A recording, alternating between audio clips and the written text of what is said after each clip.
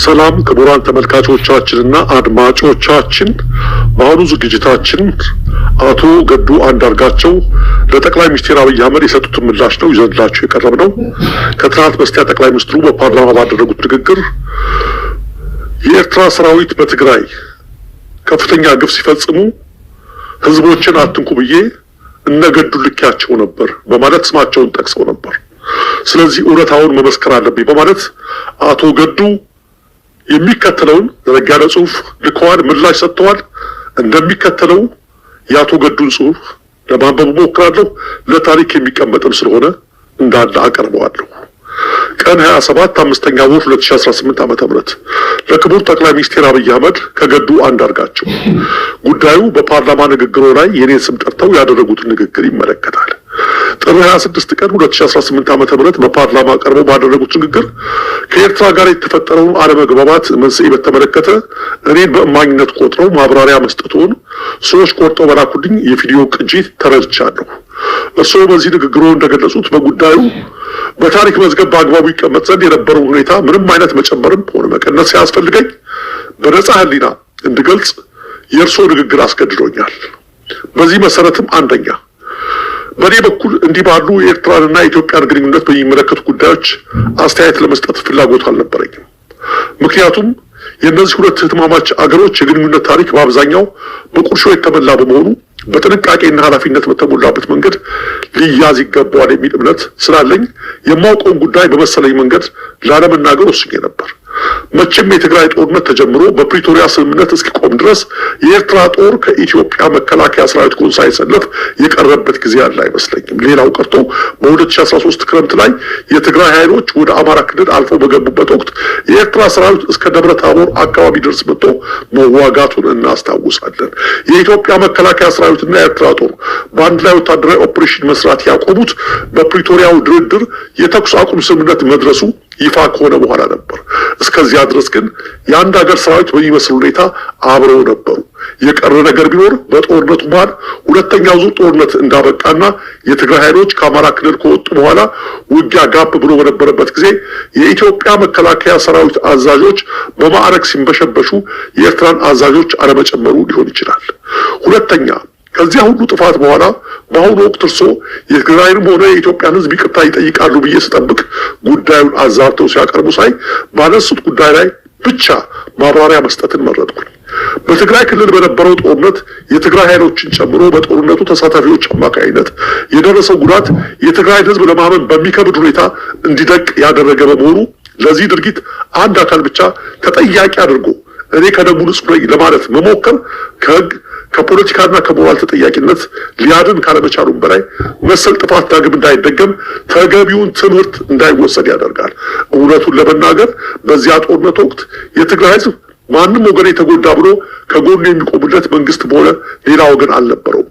የነበረውን የመንግስት ጫና ተቋቁሞ በተወሰነ ደረጃ ከትግራይ ህዝብ ጎን መቆም የቻሉት ጥቂት የኢትዮጵያ የፖለቲካ ሰዎች፣ ዓለም አቀፍ ድርጅቶችና የተወሰኑ የውጭ መንግስታት ብቻ ነበሩ ማለት ይቻላል።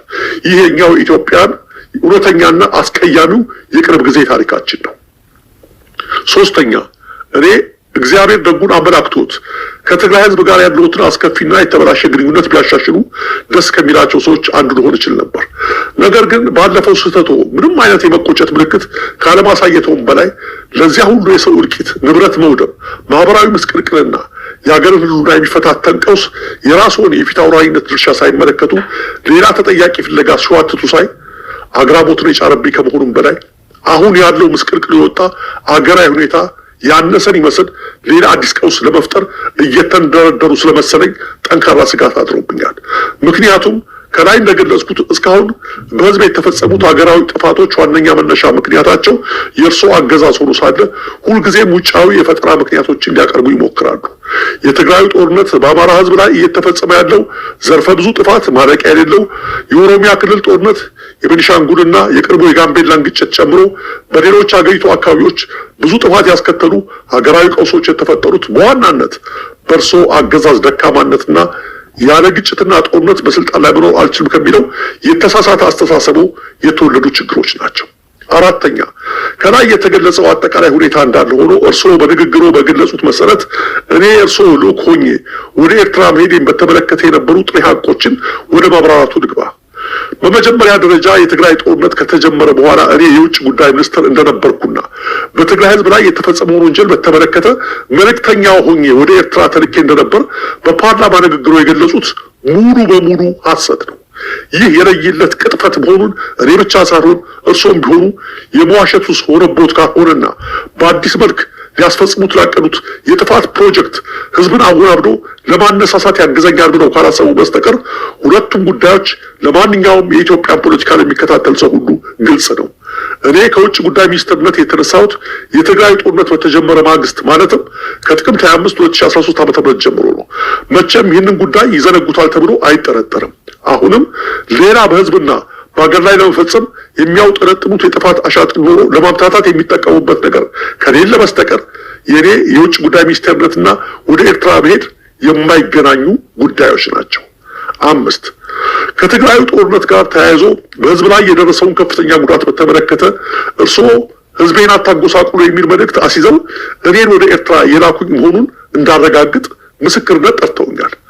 ክቡር ጠቅላይ ሚኒስትር ከዚህ ላይም ትልቅ ስህተት ፈጽመዋል። እኔ የማውቀው ሀቅ ከዚህ የተለየ በመሆኑ በዚህ ረገድ ጥሩ ምስክር ልሆንዎት አልችልም።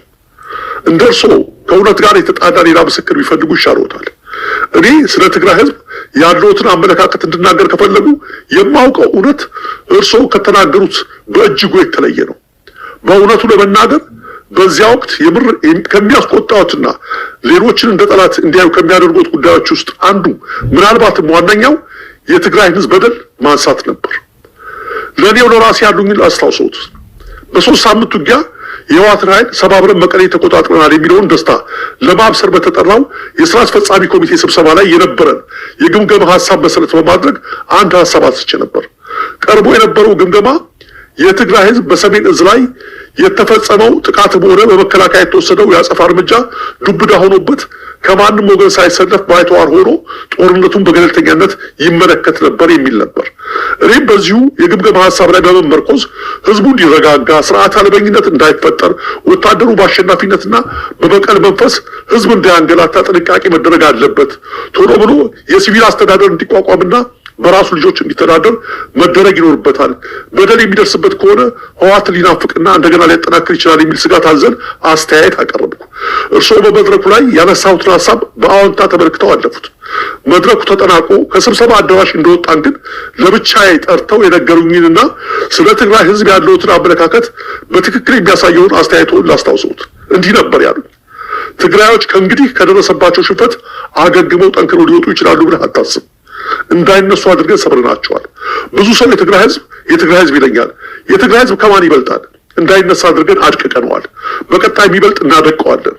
መሸነፍ ከባድ ስለሆነ ከእንግዲህ ያ የምናውቀው የትግራይ ተመልሶ አይመጣም የሚል ነበር። የትግራይ ኃይሎች ከአማራ ክልል ወጥተው ወደ ትግራይ ከተመለሱ በኋላ በዓለም አቀፉ ማህበረሰብ ዘንድ ተደራደሩ የሚል ግፊት እየተጠናከረ በመጣበት ወቅትም የሚከተሉት የድርድር ስልት ትግራይ ቀስ በቀስ እርባናዊት ማድረግ እንደሆነ በአደባባይ ስብሰባ ላይ የተናገሩት ሀቅ ነው።